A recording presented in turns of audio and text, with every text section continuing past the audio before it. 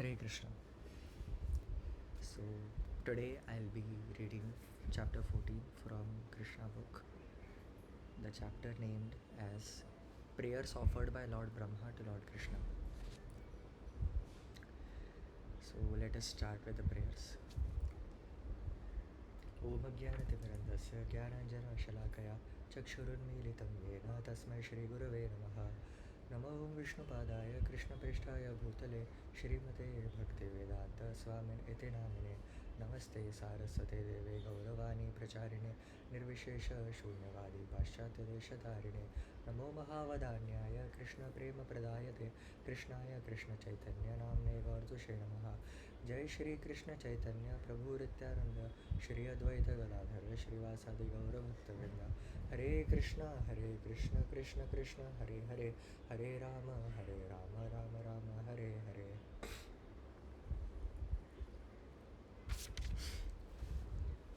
Prayers offered by Lord Brahma to Lord Krishna. Brahma said, "My dear Lord, you are the only worshipable Supreme Lord, the personality of Godhead. Therefore, I am offering my humble obeisances and prayers just to please you. Your bodily features are the color of clouds filled with water. You are glittering with a silver electric aura emanating from your yellow garments.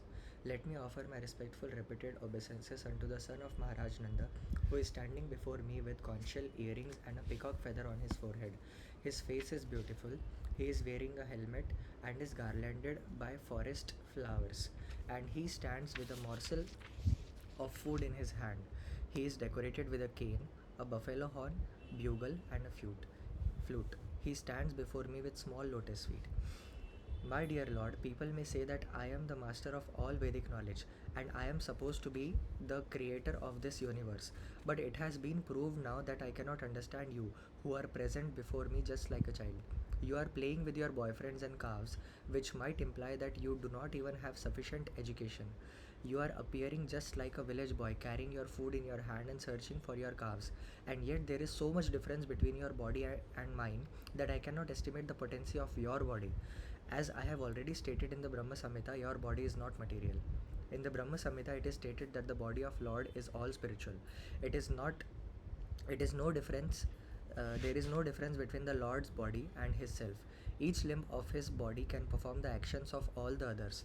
The Lord can see with His hands, He can hear with His eyes, He can accept offerings with His legs, and He can create with His mouth. Brahma continued, "Your appearance as a cowherd child is for the benefit of the devotees, and although I have committed an offense at your lotus feet by stealing away your boys and calves, I can understand that you have bestowed your mercy upon me. This shows your transcendental quality of being very affectionate towards your devotees. But in spite of your great affection for me, I cannot estimate the potency of your bodily activities. It is to be understood that when I, Lord Brahma, the Supreme Personality of this universe, cannot estimate the childlike body of the Supreme Personality of Godhead, then what to speak of others? And if I cannot estimate the spiritual potency of your childlike body, then what can I understand about your transcendental pastimes? Therefore, as it is said in the Bhagavad Gita, anyone who can understand a little of the transcendental pastimes, appearance and disappearance of the Lord becomes immediately eligible to enter into the kingdom of God after quitting the material body. This statement is confirmed in the Vedas, where it is stated, simply by understanding the Supreme Personality of Godhead, one can overcome the chain of repeated birth and death. I therefore recommend that people should not try to understand you by their speculative knowledge. The best process for understanding you is to submissively give up the speculative process and try to hear about you. Either you, either from yourself, as you have given statements in the Bhagavad Gita and many similar Vedic scriptures, or from a realized devotee who has taken shelter at your lotus feet. One has to hear from a devotee without speculation. One does not even need to change his worldly position. He simply has to hear your message. Although you are not understandable by the material senses, simply by hearing about you, one can gradually conquer the nescience of misunderstanding. By your own grace only, you become revealed to a devotee. You are unconquerable by any other means.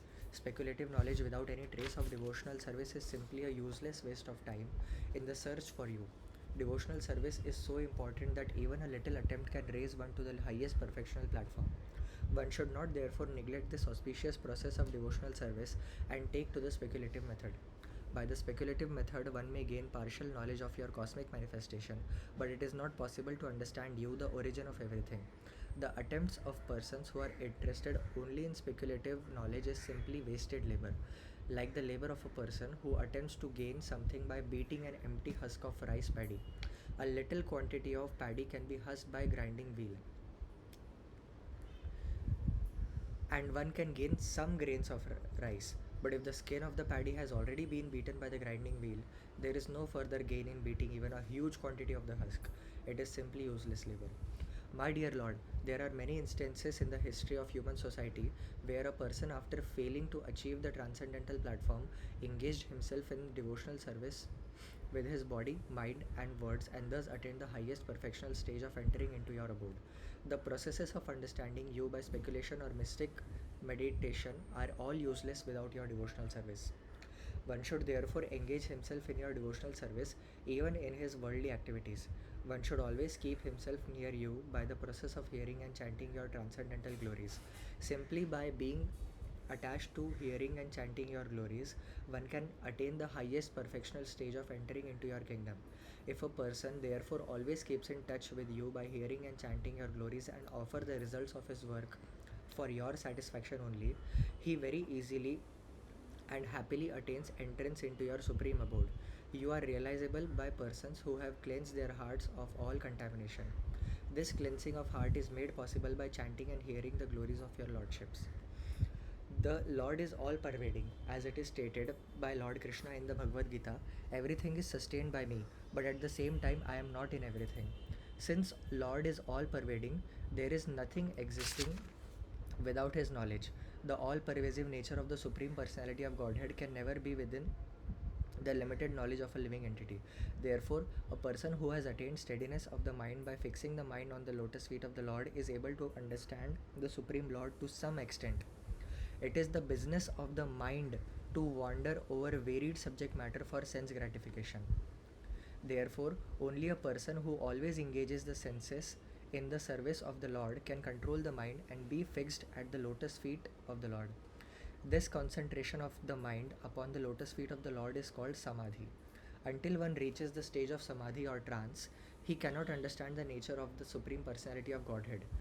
There may be some philosophers or scientists who can study the cosmic nature from atom to atom. They may be so advanced that they can count the atomic composition of the cosmic atmosphere or all the planets and stars in the sky, or even the shining molecular particles of the sun or of the stars and other luminaries in the sky. But it is not possible to count the qualities of the Supreme Personality of Godhead. As described in the beginning of the Vedanta Sutra, the Supreme Person is the origin of all qualities. He is generally called Nirguna. Nirgun means whose qualities are beyond estimation. Guna means quality and Nir means beyond estimation. But impersonalists interpret this word Nirgun as having no quality, because they are unable to estimate the qualities of the Lord in transcendental realization. They conclude that the Supreme Lord has no qualities, but that is actually not the position. The real position is that He is the original source of all qualities. All qualities are emanating constantly from Him. How therefore can a limited person count the qualities of the Lord? One may estimate the qualities of the Lord at one moment, but the next moment the qualities have increased. So it is not possible to make an estimation of the transcendental qualities of the Lord. He is therefore called Nirgun. One should not uselessly labor in mental speculation to estimate the Lord's qualities. There is no need of adopting the speculative method or exercising the body to attain mystic yoga perfection. One should simply understand that the distress and happiness of this body are predestined. There is no need to try to avoid the distress of this bodily existence or to attempt to achieve happiness by different types of exercises. The best course is to surrender unto the Supreme Personality of Godhead with body, mind, and words and always be engaged in His service. This transcendental labor is fruitful, but other attempts to understand the absolute truth are never successful. Therefore, an intelligent man does not try to understand the absolute truth by speculative or mystic power. Rather, he engages in devotional service and depends on the Supreme Personality of Godhead. He knows that whatever may happen to the body is due to his past fruitive activities. If one lives such a simple life in devotional service, then automatically he inherits the transcendental abode of the Lord. Actually, every living entity is part and parcel of the Supreme Lord and a son of Godhead. of the Godhead. Each has the natural right to inherit and share the transcendental pleasures of the Lord, but due to the contact of matter, conditioned living entities have been practically disinherited. If one adopts the simple method of engaging himself in devotional service, automatically he becomes eligible to be freed from material contamination and elevated to the transcendental position of associating with the Supreme Lord.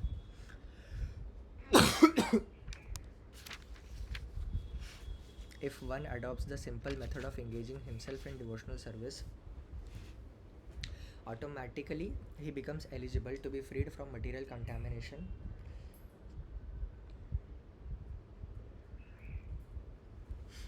and elevated to the transcendental position of associating with the Supreme Lord. Lord Brahma presented himself to Lord Krishna as the most presumptuous living creature because he wanted to examine the wonder of his personal power. He stole the boys and calves of the Lord in order to see how the Lord would recover them. Now Lord Brahma admitted that his attempt was most presumptuous, for he was attempting to test his energy before the person of original energy.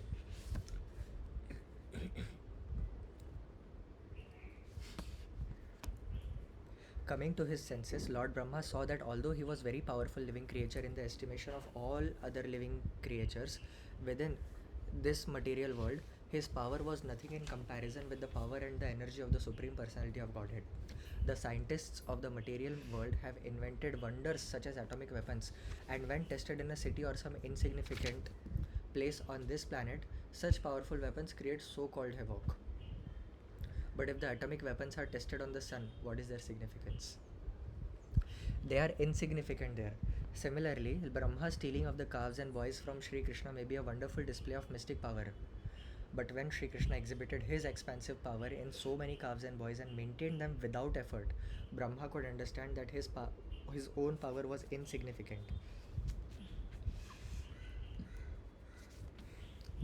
Brahma addressed Lord Krishna as Achyuta because the Lord is never forgetful of a little service rendered by his devotee. He is so kind and affectionate towards his devotees that a little service by them is accepted by him as a great deal. Brahma has certainly rendered so much service to the Lord.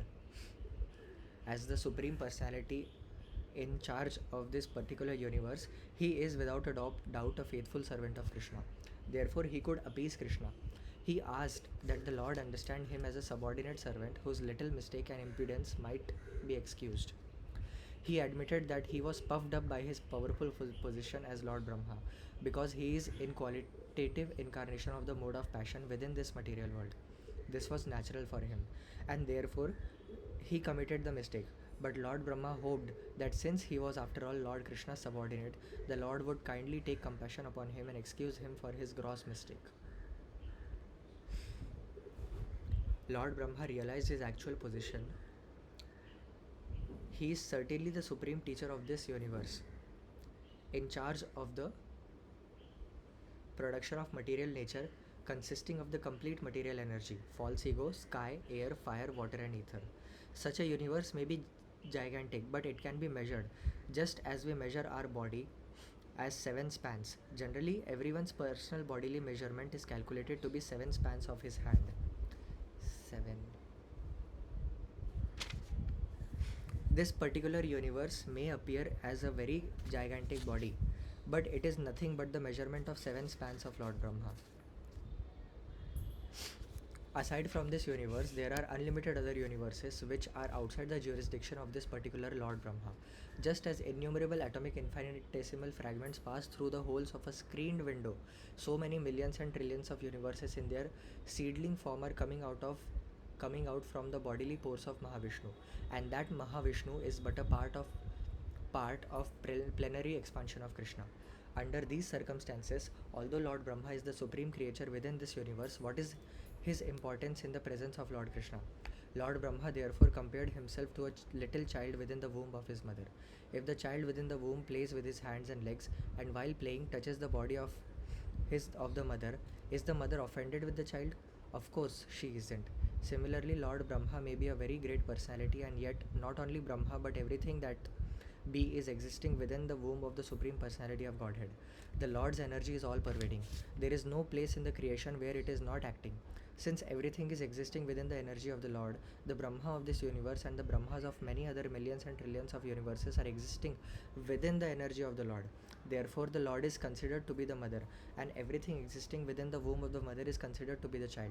And the good mother is never offended with the child, even if it touches the body of the mother by kicking his legs. Lord Brahma then said that his birth was from the lotus flower which blossomed from the navel of Narayana after the dissolution of the three worlds, or three planetary systems known as Bhurlok, Bhuvarlok, and Swarlok. The universe is divided into three divisions, namely Swarga, Martya, and Patal. These three planetary systems are merged into water at the time of dissolution. At that time, Narayana, a plenary portion of Krishna, lies down on the water, and gradually a lotus stem grows from his navel, and from that lotus flower, Brahma is born. It is naturally concluded that the mother of Brahma is Narayana, because the Lord is the resting place of all the living entities after the dissolution of the universe. He is called Narayana. The word Nara means aggregate total of all living entities, and Ayana means the resting place. The form of Garbhodakshai Vishnu is called Narayana because he rests himself on that water. Garbhodakshai. Garbhodakshai.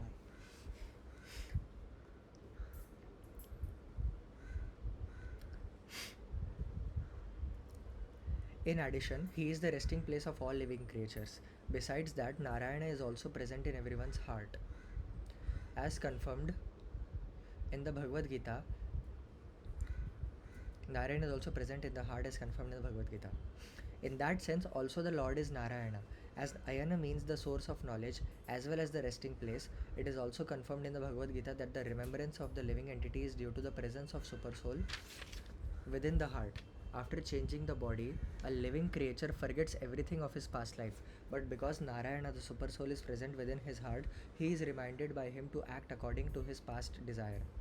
Lord Brahma wanted to prove that Krishna is the original Narayana and that he is the source of Narayana, and that Narayana is not an exhibition of the external energy, Maya, but is an expansion of spiritual energy. The activities of the external energy or Maya are exhibited after the creation of this cosmic world, and the original spiritual energy of Narayana was acting before the creation. So, the expansions of Narayana from Narayana to Karanodakshai Vishnu to everyone's heart are actually Krishna's expansions, manifestations of his spiritual energy. They are not conducted by the material energy, therefore, they are not temporary. Anything conducted by the material energy is temporary, but everything executed by the spiritual energy is eternal. Lord Brahma is reconfirmed. Lord Brahma reconfirmed his statement, establishing Krishna as the original Narayana. Adyo Narayana. He said that Lord's gigantic universal form is resting on the water known as Garbhodaka. He spoke as follows: this gigantic universal form is another manifestation of your energy.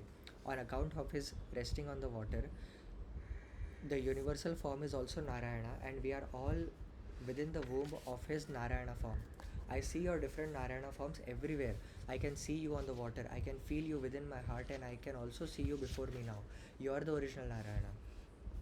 My dear Lord, in this incarnation you have proved that you are the supreme controller of Maya. You remain within the cosmic manifestation, and yet the whole creation is within you. This fact has already been proved by you when you exhibited the whole universal creation within your mouth before your mother, Yashoda. By your inconceivable potency of Yogamaya, you can effect such things without external help. My dear Lord Krishna, the whole cosmic manifestation that we are visualizing at present is all within your body. Yet I am seeing you outside, and you are also seeing me outside. How can such things happen without being influenced by your inconceivable energy? Lord Brahma stressed herein that without accepting the inconceivable energy of the Supreme Personality of Godhead, one cannot explain things as they are. He continued, my dear Lord, leaving aside all other things and just considering today's happenings, what I have seen, are they not all due to your inconceivable energies? First of all, I saw you alone. Thereafter, you expanded yourself as your cowherd boyfriends and calves and whole existence of Vrindavan.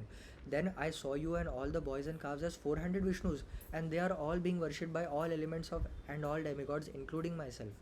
Again, they are all wound up, and you remained alone, as you were before. Does this not mean that you are the Supreme Lord Narayana, the origin of everything? That everything emanates from you and again enters into you, leaving you the same as before? Persons who are unaware of your inconceivable energy cannot understand that you alone expand yourself as the creator, Brahma, maintainer, Vishnu, and the annihilator, Shiva. Persons who are not in awareness of things as they are contemplate that I, Brahma, am the creator, Vishnu is the maintainer, and Lord Shiva is the annihilator. Actually, you alone are everything, creator, maintainer, and annihilator. Similarly, you expand yourself in different incarnations among the demigods. You incarnate as Vamanadev. Among the great sages, you incarnate as Parshuram. Among the human beings, you appear as yourself. Lord Krishna as or as a Lord Ram. Among the animals, you appear as the boar incarnation. Among the aquatics, you appear as fish incarnation. And yet, you have no appearance or disappearance. You are always eternal. Your appearance and disappearance are made possible by your inconceivable energy just to give protection to the faithful devotees and to annihilate the faithless demons. O my Lord, O all pervading Supreme Personality of Godhead, O Super Soul, controller of all mystic powers, no one can appreciate your transcendental pastimes as they are exhibited within these three worlds. No one can estimate how you have expanded your Yoga Maya and your incarnations and how you act by your transcendental energy. My dear Lord, this whole cosmic manifestation is just like a flashing dream, and its temporary existence simply disturbs the mind. As a result, we are full of anxiety in this existence. Yet, to live within this material world means simply to suffer and to be full of miseries. And yet, this temporary existence of the material world appears to be pleasing and dear on account of its having evolved from your body, which is eternal and full of bliss and knowledge. My conclusion is therefore that you are the Supreme Soul, the Absolute Truth, and the Supreme Original Person. And although by your inconceivable transcendental potencies you have expanded yourself in so many Vishnu forms and also in the living entities and other energies, you are the Supreme One without a second, the Supreme Super Soul. The innumerable living entities are simply like sparks of the original fire, your lordships. The conception of the super soul as impersonal is wrong because I see that you are the original person. Persons with a poor fund of knowledge may think that because you are the son of Maharaj Nanda, you are not the original person, that you are born just like a human being. They are mistaken. You are actual you are the actual original person. That is my conclusion. In spite of your being the son of Nanda, you are the original person and there is no doubt about it. You are the absolute truth and you are not of this material darkness.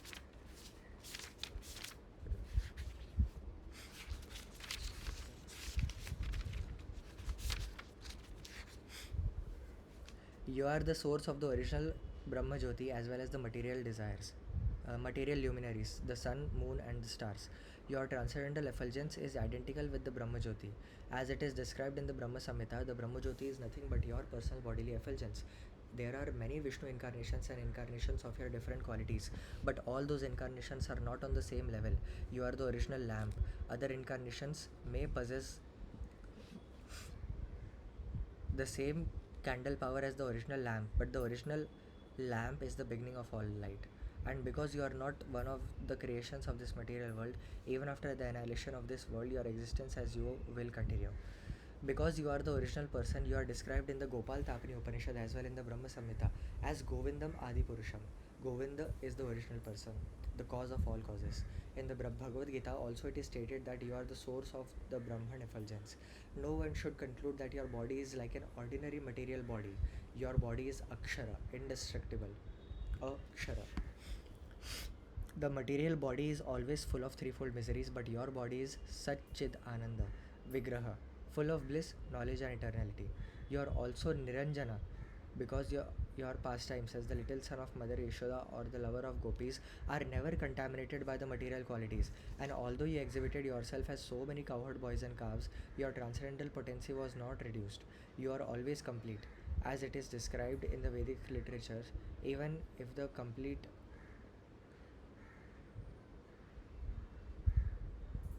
is taken away from the complete, the supreme absolute truth, it remains the complete supreme absolute truth. And although many expansions from the complete are visible, the supreme is one without a second. Since all Your pastimes are spiritual. There is no possibility of their being contaminated by the material desires.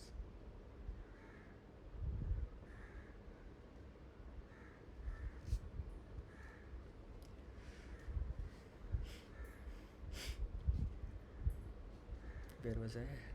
When you place yourself as subordinate to your father and mother Nanda and Yashoda, you are not reduced in your potency. There is an expression of your loving attitude towards your devotees. There is no second identity to compete with you. A person with a poor fund of knowledge concludes that your appearance and pastimes are simply material designations. You are transcendental to both nescience and knowledge, and as it is confirmed in the Gopal Tapni Upanishad, you are the original Amrita, indestructible nectar of immortality. As confirmed in the Vedas, Amritam Shashwatam Brahma. Brahma is the eternal and supreme original of everything. Origin of everything.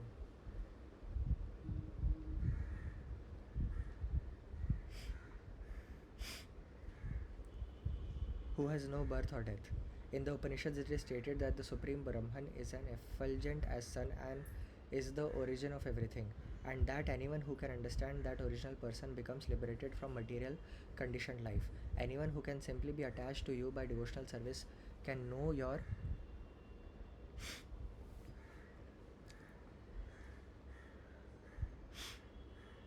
can know your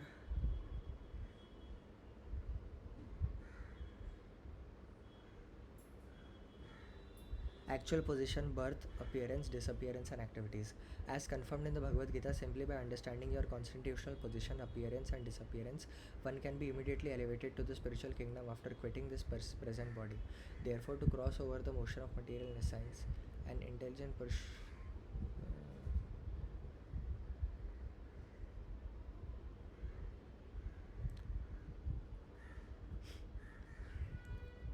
Therefore, to cross the ocean of material nescience, an intelligent person takes shelter of a lotus feet and is easily transferred to the spiritual world.